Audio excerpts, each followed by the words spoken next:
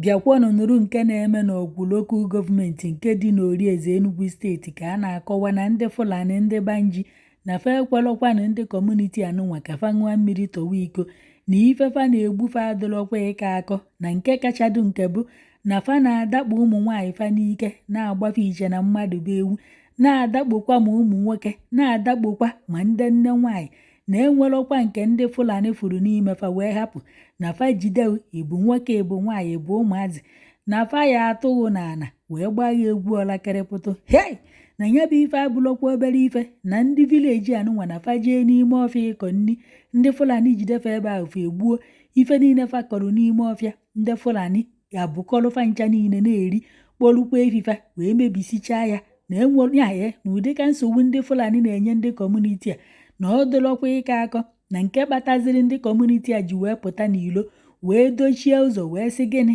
na enough is enough na ya bụ ife na ọkarịana na ndị gọọmenti gbatalụ fọsọ enyemaka na-enwere otu mkpụrụ nwa nwoke ndị Fulani gbagbu na nwoke jikwa ụmụ ise na ndị Fulani gbara ya egbe n'obi nwoke mmadụ wee nwụọ ozugbo na nke kachazi nke bụ na ndị ọrụ agha ndị gọọmenti na fa na-achụkwazi ndị obodo anụnwa ọsọ na fa emechizi n'ụzọ na fa emezi na ngagharị iwe wee na-agbafa ma egbe asịkwa na-enwekwa ndị mgbọtụrụ ka a na-agbanya bụ egbe na ya bụ ife abụlọkwa obere ife na nke kachakwa nke bụ na ndị na-eme blọga na-ebu ife onyonyo anụkwanụ n'Enugu steeti na-etinye n'ihu akwụkwọ wee na-ekwu ka ndị Fulani na ndị Hausa si egbu ndị kọmuniti a n'ime ọfịa na-ewerugokwa ndị uwe ojii wee jee kpụkọrọfa hei ọ na-abụsi ekwuzi n'ife ndị Fulani na-eme ka ogene ka ihe etikwa mmadụ ife wee si onye ahụ na ya ebekwa n'akwa unu ya abịa nnọọ ka unu gere ka ndị kọmuniti a si wee kọnya bụ ife fa na-agabiga n'aka ndị Fulani na fa na-ayọ gọọmenti Enugu steeti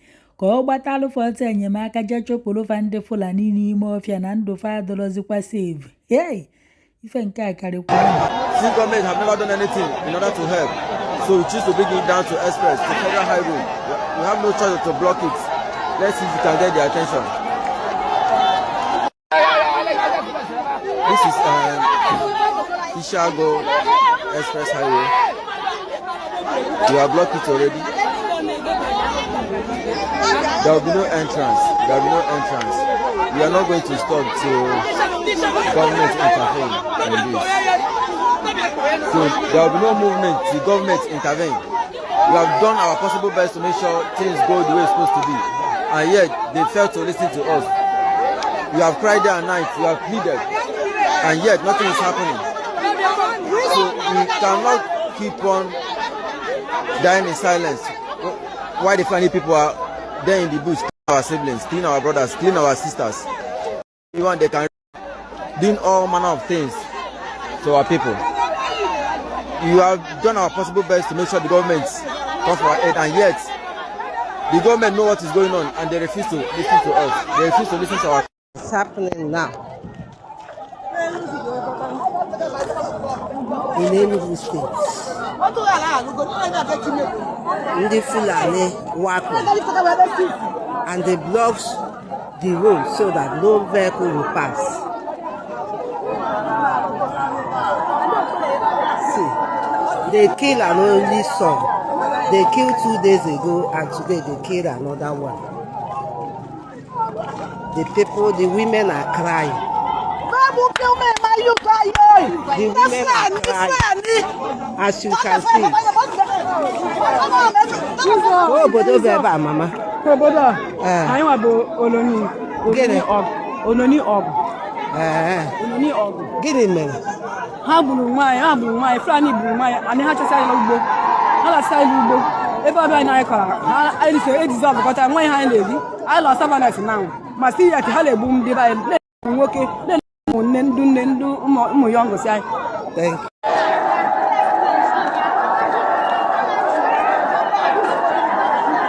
The army and the police were not able to control them.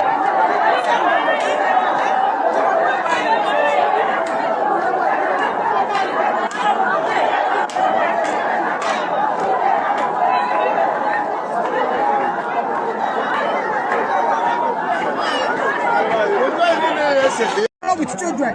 Nke Google, I can't say 3 months ago for you. Nke I need last week. If you want to of 35 years, with 5 children. Earlier last week, every last year. Okay, yesterday again, a boy also. Is that those in the hearts? In the hearts. The boy died, the young man died instantly. With 5 children. The children are very tender. Where are we going to start? The death is too much. We are going for government to come to intervention.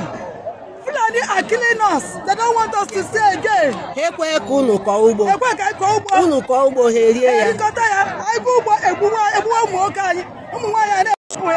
Obodo ebe a bebe. Ebe a bụ Awgwu local government Onori Eze.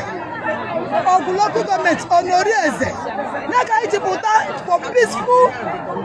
Kedu ụbọchị ha gburu the last one? Yesterday, evening ka egburu ọzọ. Eburu ya ruo n'ọgwụ ọbụ na ọgbụgo. Yesterday bụ 20th of June. Exactly. 20th of February. Ka egburu ọzọ. 2026. Biko, the government ka nye na ya aka. Ọ dị too much. Ya ka ji pụta ka So ndị amị bịa ifọs unu ka unu mepe ụzọ. Ma nwa unu egbu mee nri unu a na-eri. Were egbe bịa kịta na-achụ anyị ka gba anyị egbe. Ya ka ji bewe akwa. Sọ na ga-egburu anyị na nke egburu egbu. Ụmụ anyị ka ndị ga-azụ ya. Ebe a ka anyị na-arụta ihe eji aga yunivasiti. Ndị na-aga kumpirechi anụ ugbo. Anyị na-akọ rice, akọ akpụ, akọ ji. Chineke goziri anyị weta ezigbo ala. Mana ndị Fulani ekwesịghị ka anyị kọọ ugbo. Anyị kọcha ya rie ya. Were egbe na-agbagbu ndị anyị na-asọgbu ugbo bụ ụmụ nwoke. Biko na Chineke bịara ụgbọta ọsọ n'ọnọdụ a. Kpọta ndị ga-enyebu anyị, napụta anyị ihe anyị nwere. Ebe a ka anyị si eri nri. Anyị ga-agawa otu.